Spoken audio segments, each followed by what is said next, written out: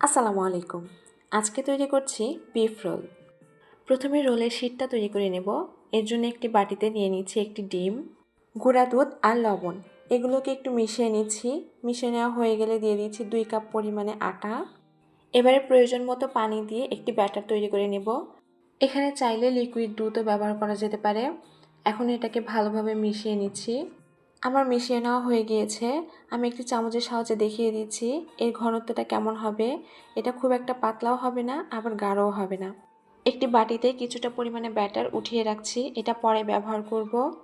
এটা কিছুক্ষণ রেস্টে থাক, এর ফাঁকে পুরটা তৈরি করে নিচ্ছি। একটি ফ্রাই প্যানে দিয়ে দিচ্ছি তেল, পেঁয়াজ কুচি আর কাঁচামরিচ। এটাকে হালকা করে ভেজে দিয়ে দিচ্ছি কেটে রাখা আলু। এবারে দিচ্ছি লবণ, হলুদের গুঁড়া, ধনিয়া গুঁড়া, মরিচের গুঁড়া, জিরা গুঁড়া, আদা বাটা, রসুন বাটা। আলুগুলোকে মশলার সঙ্গে ভালোভাবে মিশিয়ে ঢাকনা দিয়ে ঢেকে সিদ্ধ করে নিচ্ছি। সিদ্ধ হয়ে গেলে দিয়ে দিচ্ছি গরুর মাংস।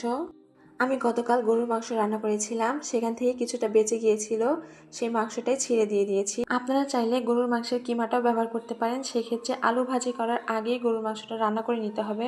চাইলে মুরগির মাংস ব্যবহার করা যেতে পারে।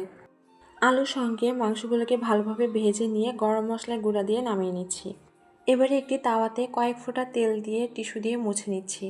আগে থেকে তৈরি করে রাখা শীটের ব্যাটার থেকে কিছুটা পরিমাণে ব্যাটার নিয়ে আলতো হাতে এভাবে ছড়িয়ে দিচ্ছি। একটা পাশ হয়ে গেলে উল্টিয়ে দিয়ে কয়েক সেকেন্ড রেখে উঠিয়ে নিচ্ছি।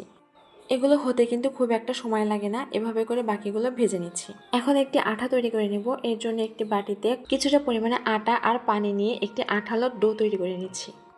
এখানে আমি একটি শীট নিয়ে নিয়েছি, একটা সাইডে মাংসের পুর দিয়ে দিচ্ছি এবং চারপাশে তৈরি করে রাখা আটার আঠাটি দিয়ে দিচ্ছি। এবারে ভাঁজ দিয়ে রোলে শেপ করে নিচ্ছি। ভাঁজটা আসলে বলে বোঝানো যাবে না, ভিডিও দেখে বুঝে নিতে হবে।